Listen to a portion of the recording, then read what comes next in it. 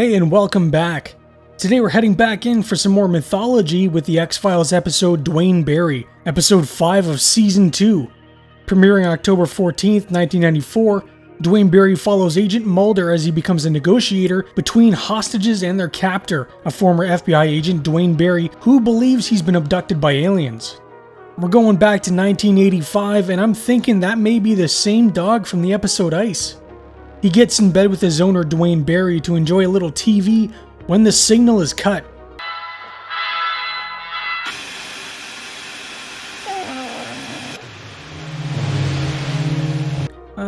What the hell was that?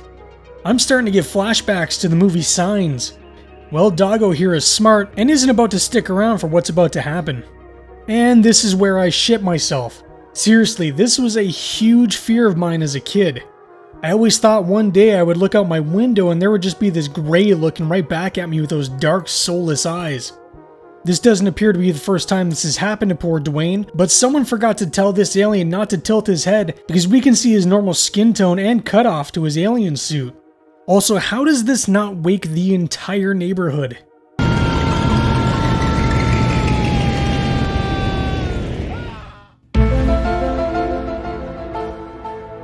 Present day, and Duane Barry is being held at a correctional treatment center, and I'm not exactly sure why. I didn't think being abducted by aliens was against the law. Well, apparently he's being held because people think he's nuts because of his supposed alien abductions, which we just saw, so he's clearly telling the truth. They're coming again. They're coming again, I can feel it. His doctor thinks all he needs is some rest, and the best way to rest is, well, with drugs, clearly. He probably gets to charge Dwayne for every one of those, too. Dwayne has other things on his mind, though, and uses a pen he stole to stab an officer and steal his weapon. Dwayne, give me the damn keys! And finally, what all the ladies have been waiting for. There's a situation going down. They want you out there right away. What kind of situation? Hostage negotiation. If you ever get into trouble, all you need to do is... Feels like I'm wearing nothing at all. Nothing at all. Nothing at all. Stupid sexy Mulder! I have been waiting since I started doing these silly videos for that gag, and honestly, it's really all downhill from here. Yes, it's the classic red Speedo scene, but let's try and focus, because Mulder is needed as Duane Barry is holding people hostage, and the only one that can handle it is Mulder. You know, because aliens and whatnot. The agents arrive on the scene and the place is already surrounded by SWAT just itching to ice him. They're met by Agent Lucy Kasdan, who is overseeing the entire thing. We also have a Tales from the Crypt connection because she's in Tales from the Crypt Demon Knight. God damn it, get that pussy off the table! I meant the cat. Agent Kasdan gives them a breakdown of the situation, and apparently Dwayne wants to take his doctor on a romantic getaway to an alien abduction site. Except he isn't quite sure where it is. Do we know anything about his abduction experiences? You really believe in this stuff, Agent Mulder? Why do they even bother calling Mulder in for help with this case when they look at him like he's the crazy one? No, not the guy with the gun. Mulder's a newbie in the realm of hostage negotiation, so he's going to be coached on what to say and do. Except for the alien stuff, that's all Mulder. If this man is an abductee, I need to know more about him. His personal history. Each abduction case is different. That material's not been made available to us. They don't really seem to be interested in the alien aspect as much as Mulder, and they really just need him to keep Dwayne occupied so they can take him out and save the hostages. People in this series really love using Mulder for what he knows, and then openly mock him even though he's always right. Are we gonna have to sit on the floor like this all night? Holy shit, Duane Barry is not messing around. Lady, I would keep quiet, otherwise you're gonna get pistol whipped next. Now, Duane Barry may seem a bit unhinged, but wouldn't you be if no one believed that you've been the victim of multiple alien abductions? All he wants is to show his doctor that they're real. Mulder calls Dwayne and thus begins the negotiations. I think I know what you're going through, Dwayne. You know what I'm going through? You think you know what Duane Barry's going through? Mulder reads off a script and it only seems to piss Dwayne off more than anything. But that's because they left out a little bit of information on Duane Barry. Turns out he's ex-FBI and knows all their parlor tricks. Former FBI. And you didn't think to mention that. He's been out of the Bureau since 1982. The FBI are trying to minimize embarrassment by policing their own, and so far I would say they're doing a bang-up job. Have you ever spoken to an abductee, Agent Kasdan? Would you like to know what they do to a woman's ovaries? Not particularly. I also don't want to know what they do, but like always, Mulder is right and he clowns everyone around him. Is there anything I can do? Krychek, have you got your notepad? Grande 2% cappuccino with vanilla. I'm starting to wonder if Krychek isn't really just a nice guy, but he goes off the deep end because everyone keeps treating him like he's a piece of garbage. Scully is enjoying the situation on the TV when Mulder calls her up to give her a rundown on what's happening. But Mulder doesn't just call her up for any reason. He needs her to find out just what happened to Duane Barry because no one else seems to know or care for that matter. Impressions? Anything about his abduction experience? Mulder? The power suddenly goes out, but it doesn't appear to be the FBI. A bright flash lights everything up and Duane Barry starts firing off his gun because whatever he thinks is coming for him just may have returned. Mulder somehow manages to call Duane Barry on a cordless phone because from my experience, those things still need power to work. I told you. Is everyone all right, Dwayne? You didn't believe me, did you? If anyone is gonna believe you, Dwayne, it's gonna be Mulder.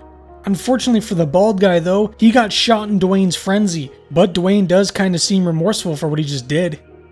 There's a wireless mic hidden in the top of his flak jacket. Speaking in a normal tone of voice, we should be able to hear anything you say up to 100 yards. Mulder is being sent over to treat the hostage victim and get him out. Anything else will be seen as a bonus. But he's told not to feed into Duane Barry's delusions or things may escalate. Mulder isn't going alone though because he's not an actual paramedic. He's mostly going to be there to keep Dwayne talking. Anything you can do to get him to the front door. All we need is one shot to the medulla oblongata. And I'm sure everything is going to go smoothly without any incident. Mulder and the paramedic enter the building and Dwayne gives them a good pat down to make sure they aren't carrying any firearms. Were they here, Dwayne? The light. Was that them? Don't try and BS Duane Barry. Mulder almost instantly ignores what they said about feeding into his delusion, or so-called delusion, and immediately starts in on asking about his abductions. Probably not the smartest thing to do with a guy who has an itchy trigger finger.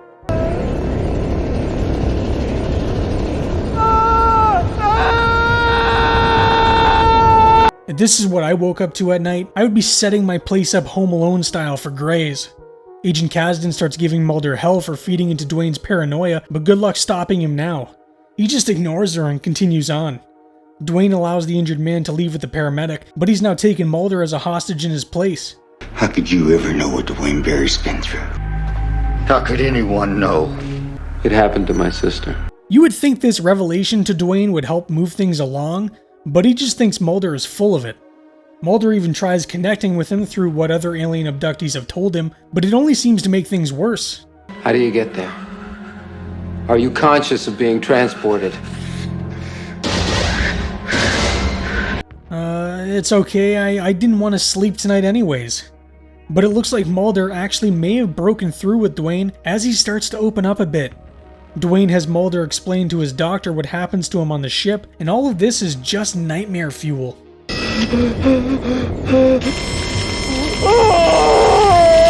So the aliens are just intergalactic dentists? Scully calls and speaks with Krychek, who gives her the great news that Mulder is now a hostage too. Because Duane Barry is not what Mulder thinks he is. And it looks like Scully may have found something, but we can't find out just yet. We have to build up a little tension first.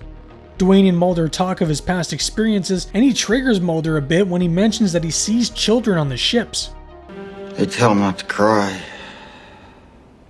Are they hurting them? Oh yeah. Mulder tries convincing Dwayne to let the hostages go, but he doesn't seem to be too keen on doing that, especially not his doctor, because if anyone needs to see the aliens, it's him. Meanwhile, the FBI has managed to sneak in a little camera through the wall so they can see what's going on inside. Alright, well then let me talk to someone who's in charge. You are. Calm down, Scully. Don't tell me to calm down. I'm not gonna calm down until I can talk to someone who will listen to what I'm saying. Smooth move, X-Lax. You never tell a woman to calm down unless you want your damn head bitten off. Scully has arrived on the scene because we need to get her in this episode somehow. and she comes bearing information that Dwayne may not be what he's claiming. Looks like Dwayne may have taken a bullet to the noggin that messed with him mentally, and she thinks that may be the reason for his bizarre and violent behavior. The government knows about it, you know. They're even in on it sometimes. Right there in the room when they come. Mulder is the last person you need to be explaining this to. I feel like any other situation, and these two would be the best of friends.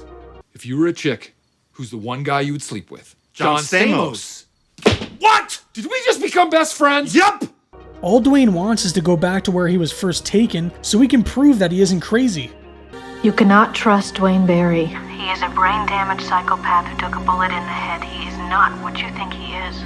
Scully isn't exactly holding back on Dwayne here. She nearly blows it from Mulder, but he's able to get Dwayne back on track.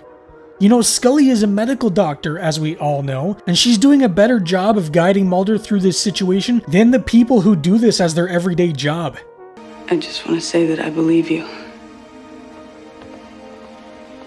Alright, lady, you can flirt with him later. Get the hell out of there. Dwayne allows the ladies to leave, so now it's just Mulder and the doc left. Things start getting a little tense because SWAT are getting ready to move in. A red dot from one of the SWAT's rifles appears on Dwayne's neck, but Mulder calls him out of the line of fire. If you're trying to be sneaky, why would you use a laser sighting that the person you're trying to shoot can see? It seems counterproductive. Are you making any of this up? Calling Duane Barry a liar now? You gonna make it all up? I'm sorry. Ooh, that's a bad judgment call. But in Mulder's infinite wisdom, he tells Dwayne he forgot to lock the door when he let the women go. As former FBI, he really should have seen that one coming.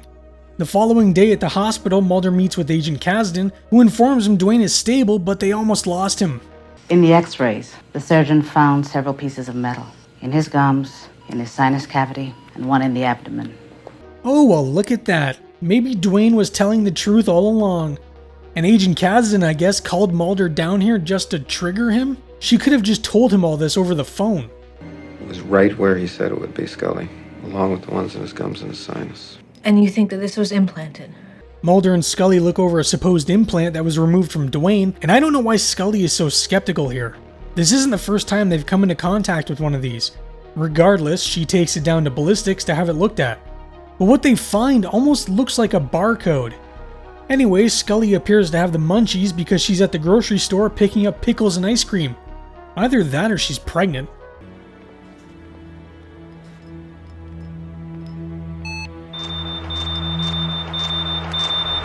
I guess she just decided to destroy their entire system by scanning that little implant? What happened? Did you touch something? I don't know what happened. I love how the woman asks her and Scully's like, whoa, no, it wasn't me. This poor woman was nearly done for the night and Scully just had to make sure she had extra work and a long phone call with IT. Uh-oh, looks like Dwayne isn't alone anymore. But for a guy that was just in critical condition, he sure is spry.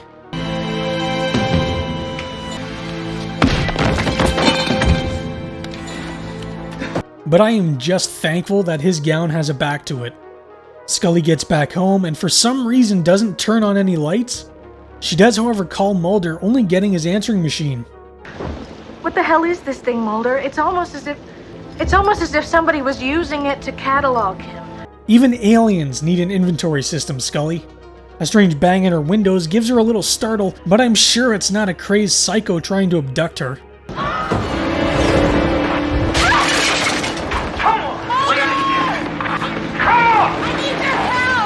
Whew, did I call that one wrong? Duane Barry is an excellent episode, and one of the series' most impactful, I think. And no, not because of the red Speedo. Bringing us back into the mythology storyline after a few fun Monster of the Week episodes. Even though Duane Barry is a lunatic for taking hostages, you do really feel sorry for the guy because you can't even begin to imagine what he's going through. No matter what he does or where he goes, he just can't escape his fate of visitors from space coming down and taking him. It's quite a terrifying concept. And it's also funny seeing Krychek once again just being dismissed like he's a nobody. Duane Barry currently sits at an 8.6 and I think it's definitely a 9. It's really good and hearing Scully scream for help at the end always gives me chills. Speaking of the ending, This is the first episode in the series to have a to be continued screen, as it's the first two-parter of the show. I feel like these days this episode would almost be a season cliffhanger and not one shown so early on. But they clearly had to find a reason for Scully not being around, what with Jillian being very pregnant at the time. This surprisingly is the very first episode to be directed by Chris Carter, who also wrote the episode. David Nutter, one of the usual X-Files directors, helped give Carter some pointers, which led to Chris learning how to block entire scenes himself. On his experience directing for the first time, Chris said, "It was actually a good test of my skills. I kept communicating with directors for 30 episodes, telling them what I wanted. Now it was really a chance to show them what I wanted."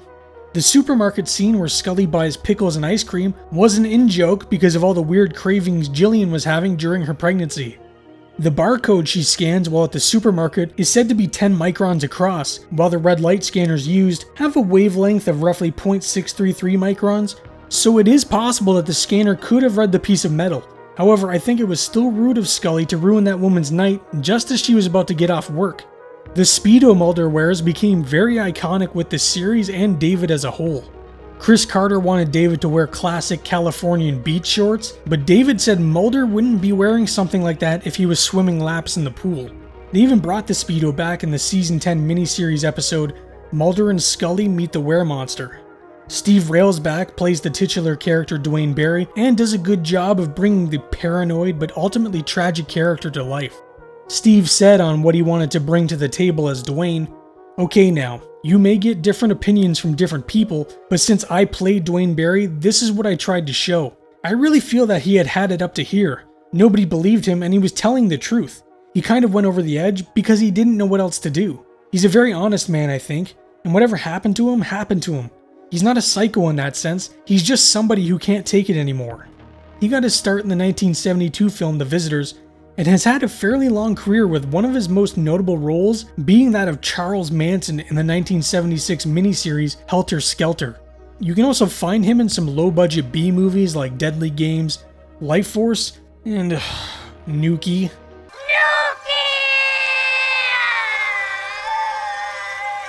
Duane Barry is an excellent episode that comes highly recommended, but the fun doesn't stop there as the story continues when we come back in the episode Ascension.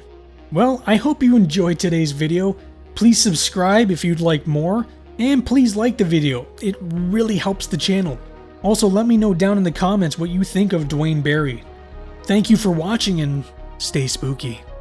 They say it never happens. Former FBI who also claims to be an alien abductee. They say it isn't real. The government knows about it. But Friday, Agents Mulder and Scully will discover the terrifying truth. What is this thing, Mulder? Don't miss the most thrilling X-Files ever. Friday at 9, 8 Central on Fox.